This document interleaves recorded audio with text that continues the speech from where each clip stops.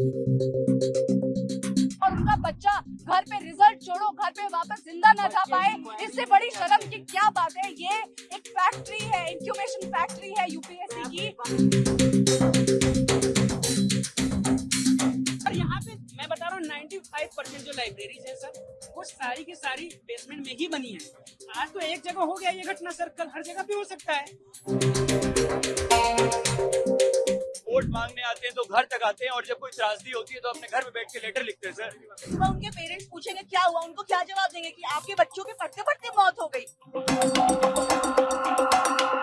दिल्ली के ओल्ड राजेंद्र नगर स्थित Rao IAS coaching centre के बेसमेंट में मौजूद लाइब्रेरी में पढ़ रहे छात्रों के लिए 27 जुलाई की तारीख काल बनकर आई, जहां वे अपना भविष्य बनाने के लिए दिन रात कड़ी मेहनत कर रहे थे, वहीं दफन होकर रह गए। इस बीच उन छात्रों का क्या जो अपने साथी छात्र के साथ मौत के तहखाने में गए तो थे, लेकिन लौटे अकेले। गुस्साए छात्रों ने सड़कों पर विरोध प्रदर्शन करने के साथ साथ प्रशासन तक अपनी आवाज पहुंचाई। मैं जिम्मेदार, पहली बात तो प्राइमरी जिम्मेदार तो हमारी जो एमसीडी है, जो जिनकी देखरेख में ये सब चीजें नहीं होनी चाहिए थी, वो है। सेकंड, हम मेरे हिसाब से जो अक्यूज होने चाहिए वो हमारे जो कोचिंग इंस्टीट्यूट है वो उनके डायरेक्टर होने चाहिए, बिकॉज उनके नेतृत्व में ही जो बिल्डिंग है उसका इंफ्रास्ट्रक्चर पे प्रॉपर ध्यान नहीं जाया गया है। उसके वजह से I think the main culprit here is the MCD and the director who neglected the students' interests. ये कोई आई वुड से कि पहली बार हुआ ऐसा कोई मुद्दा नहीं है जो आउट ऑफ द ब्लू हो गया और हम सब लोगों को मक्खियों ने काटा और हम सब रोड पे इकट्ठे हो गए। ये रीअकरिंग एक सिचुएशन है। दूसरा ये है कि एमसीडी हमारा रिपीटेड ऑफेंडर है। यहाँ पे सारे बेसमेंट में वॉशरूम चौक होता है, यानी सीवेज जो है वो बैक मारता है। सीवेज बैक मारने का मतलब है जितना भी सीवेज है वो बेसमेंट के वॉशरूम से बाहर आता है, यानी जो बच्चा अंदर है वो अंदर के पानी से भी फंस गया और बाहर से भी वो पानी से फंस गया। घटना को लेकर के एमसीडी कह रही है कि ये आपदा है, ये कभी भी कहीं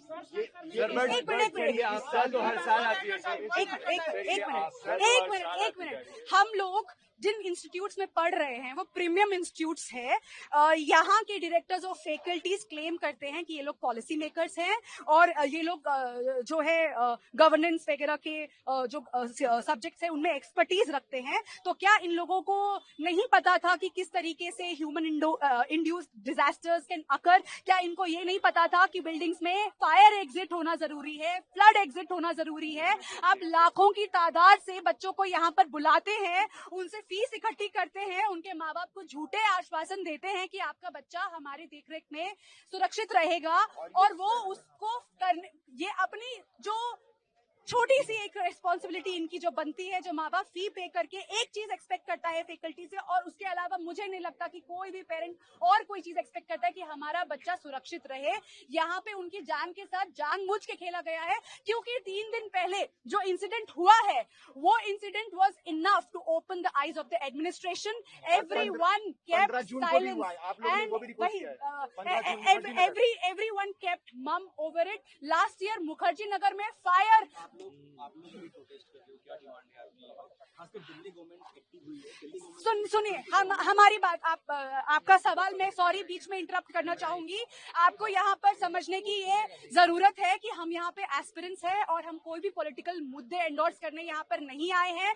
तो यहाँ पर हमारे जो दोस्त हैं उनकी जाने गई है, तो यहाँ पे ये बहुत ही एक सेंसिटिव इशू है। यहाँ पे इसको हमको पॉलिटिसाइज नहीं करना है। यहाँ पे हम मीडिया से, हम पुलिस से, हर किसी से इस इशू पे सेंसिटाइज्ड जो है एक बिहेवियर एक्सपेक्ट कर रहे हैं, जो कि हमें अभी तक नजर नहीं आया है। प्रशासन चुप है, जो राव स्टडी सर्कल का डायरेक्टर है वो चुप है, और तो और उनकी सारी फ्रैटर्निटी चुप है।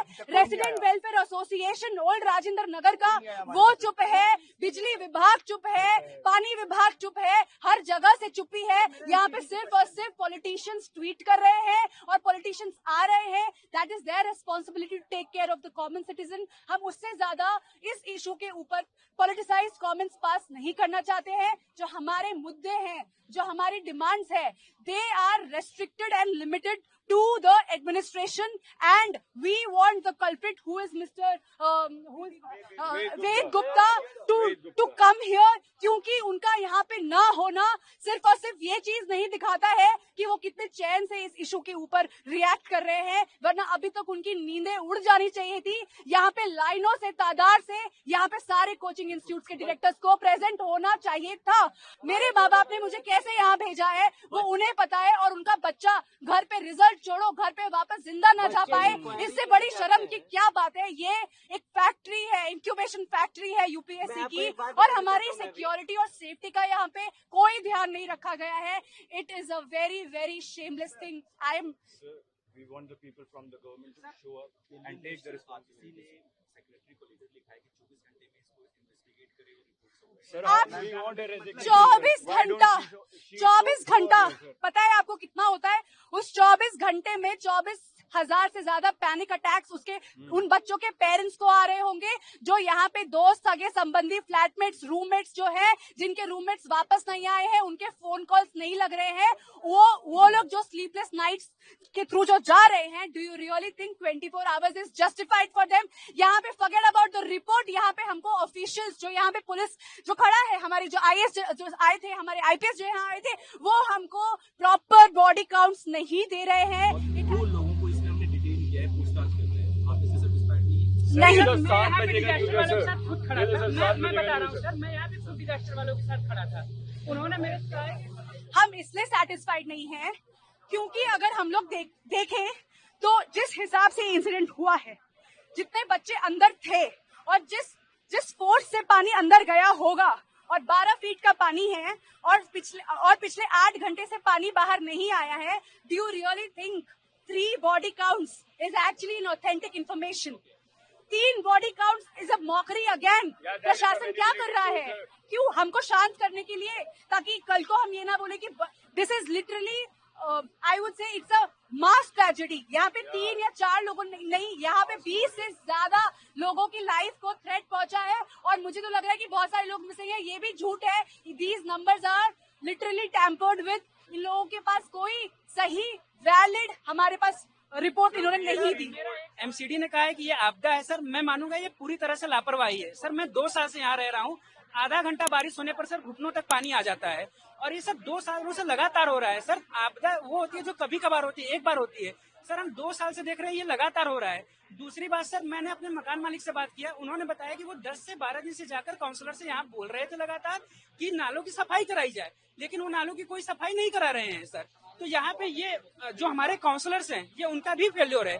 तीसरी बात सर, मैं ये देख रहा हूँ कि हमने पढ़ा है कमिटेड ब्यूरोक्रेसी, यहाँ पे मैं वो हाल देख रहा हूँ कि पहले इन्होंने लाइट काटा, उसके बाद सर सारी लाशें निकाल दी, उसके बाद यहाँ पे बच्चों को हटाने के लिए वहाँ पे पूरी पुलिस जुट गई और लाठी डंडे लेकर खड़ी है। 300 से ज्यादा लोग आज प्रशासन के खड़े थे सर, 100 से ज्यादा पुलिस वाले खड़े थे, एनडीआरएफ की टीम खड़ी थी, बाकी लोग भी खड़े थे। मैं ये पूछना चाहता हूँ सर कि अगर 10 दिन पहले मानसून जब आने वाला था, ये 300 लोग तब क्यों न तत्परता दिखाकर खड़े हुए सर?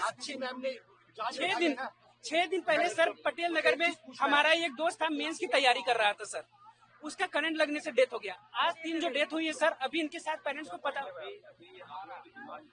सर। पहली डिमांड है कि जितने भी कल्प्रिट लोग हैं उनके खिलाफ एक्शन लिया जाए। उससे पहले सर इमीडिएट डिमांड है कि जितने डेथ काउंट है और सर जितने इंजरीज है वो हमको साफ बताया जाए। मैं खुद बता रहा हूँ, मैं डिजास्टर के लोगों के साथ यहाँ पे खड़ा था, उन्होंने मुझे बताया, पता नहीं सच बताया झूठ बताया मुझे नहीं पता, उन्होंने यहाँ पे बताया कि अराउंड 8 to 10 कैजुअलिटीज की बात उन्होंने मुझे बताई, जो डिजास्टर के लोग थे। सही बताइए गलत बताइए मुझे नहीं पता है सर, बट उन्होंने मुझे ये बताया। तीसरी बात सर, हमें वीपी गुप्ता चाहिए, और यहाँ पे मैं बता रहा हूँ 95% जो लाइब्रेरीज हैं सर, वो सारी की सारी बेसमेंट में ही बनी है। आज तो एक जगह हो गया ये घटना सर, कल हर जगह पे हो सकता है। तो हमें सर वो सारे लोग चाहिए, वो ये सिस्टम बंद होना चाहिए। पैसे ये लोग सर अंधा ले रहे हैं, यहाँ के मकान मालिक हो या लाइब्रेरी वाले हो सर। यहाँ पे एक रूम जिसमें 2-2 बच्चे रह रहे हैं, उसका टोटल रेंट 20,000 है। बिल्कुल एमसीडी की भी गलती है सर, करप्शन वहीं से चालू होता है। फिर उसके बाद से दूसरी गलती यहाँ के कोचिंग वालों की है, क्योंकि करप्शन तो सर वहीं से शुरुआत होता है ना, ध्यान उन्होंने नहीं दिया। Sir, there is no one to take the responsibility here. We want someone from the government to come here and take the responsibility for the people, for all the students who have lost their lives here. और यहाँ पर sir वो एक tweet करने से, एक letter लिखने से अपने एसी कमरे में बैठ के सर क्या भविष्य लोगों का यहाँ पे सुधार रहे हैं सर। यहाँ पे वोट मांगने आते हैं तो घर तक आते हैं सर वोट मांगने आते हैं तो घर तक आते हैं, और जब कोई त्रासदी होती है तो अपने घर में बैठ के लेटर लिखते हैं sir. How is it justified sir? पहला डिमांड हमें इस राउज आईएएस के डायरेक्टर जो भी है वीपी गुप्ता, वो हमें चाहिए, कल सुबह तक चाहिए। दूसरी चीज हमें एमसीडी के डायरेक्टर चाहिए यहाँ पे। तीसरी चीज 24 घंटा नहीं, अगर कल को किसी भी पुलिस वाले का या किसी भी पॉलिटिकल जो भी हैं उनके बच्चे के साथ ऐसा होता ना तो अभी बवाल हो चुका होता, अभी के अभी सारा पुलिस आ जाता, तुरंत सुप्रीम कोर्ट खुल जाता, हर कुछ तुरंत हो जाता। हमारे लिए कुछ नहीं हो रहा है। उसके बाद मैं आगे बताती हूँ, ये कोचिंग वाले हमसे 2-2 लाख रुपए लेते हैं। किस बात की ले रहे हैं ये 2-2 लाख रुपए? और सिर्फ ये नहीं, हर एक कोचिंग इंस्टीट्यूट अंडरग्राउंड है। एक वॉशरूम है, वो भी इतना घटिया सैनिटेशन है, उसका एक डोर है, थंब से वो खुलता है। अगर इलेक्ट्रिसिटी कट ऑफ हो जाएगा वो खुलेगा नहीं, सारे अंदर फंस जाएंगे, कौन जिम्मेदारी देगा? यहाँ बच्चे कुछ गलत नहीं कर रहे थे राउज आईएएस में बैठ के। अगर सुबह उनके पेरेंट्स पूछेंगे क्या हुआ, उनको क्या जवाब देंगे कि आपके बच्चों के पढ़ते पढ़ते मौत हो गई। Wow, what an answer! पढ़ते पढ़ते किसका मौत होता है?